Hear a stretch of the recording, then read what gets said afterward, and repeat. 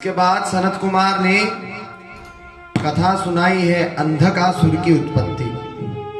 बड़ा सुंदर प्रसंग है। एक बार मंदराचल पर्वत पर भगवान शंकर और पार्वती जी घूमने गए, तो वहां पर नर्म क्रीड़ा करते हुए खेल खेल में पार्वती जी ने पीछे से आकर के भगवान शंकर की आंखों पर हाथ रख दिया। जैसे संसार में प्रिया प्रियतम लुका छुपी खेलते हैं ऐसे, तो वैसे ही पार्वती जी ने आकर के हास परिहास में भगवान शंकर की आंखों पर ऐसे हाथ रख दिया और आंखों पर हाथ रखा। भगवान शंकर के नेत्र जूं ही बंद हुए तो भयंकर अंधकार हो गया, पूरी सृष्टि में अंधकार सा छा गया। हरस्य नेत्रेषु निमीलितेषु क्षणेन जातः सुमहांधकार। अंधकार हो गया हर तरफ। पार्वती जी घबरा गई और हाथ लगाया था भगवान के नेत्रों में। जो ही हाथ पहुंचा भगवान की भौं के मध्य में, तो तीसरे नेत्र की अग्नि की ज्वाला से, गर्मी से दोनों हाथों से पसीना आ गया। उस गर्मी से जब पसीना आया तो पसीने की बूंद जो ही धरती पर टपकी तो उससे एक बालक उत्पन्न हो गया। वो बालक काले रंग का था और बेचारा बालक वो अंधा था। उसके नेत्र में ज्योति नहीं थी, अंधक था वो। अंधा बालक था, काले रंग का था, भयंकर स्वरूप, विकृत स्वरूप वाला था। उसको देख करके पार्वती जी घबरा गई, तुरंत हाथ उठाया भगवान के नेत्रों से। भगवान शंकर ने मुस्कुराते हुए कहा, देवी तुम इसे देख करके क्यों घबराती हो? पार्वती जी ने पूछा कि ये कौन है? तो भगवान शंकर ने कहा कि निमीलितेषु चक्षुषी में भवत्या सत्वंधिक नाम धेय। इसका नाम है अंधक।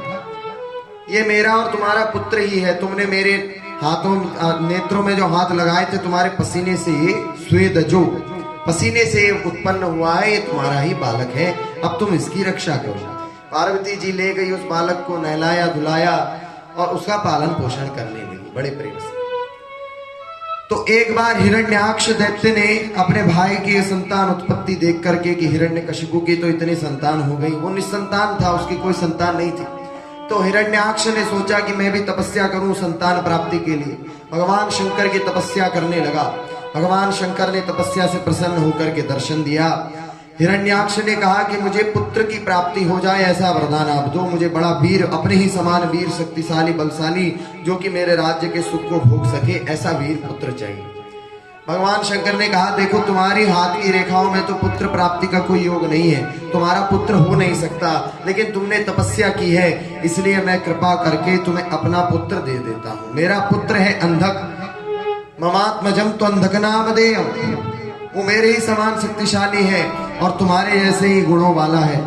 अंधकार से उत्पन्न हुआ है, इसलिए अंधक नाम है, और तामसिक गुणों की उसमें वृद्धि है।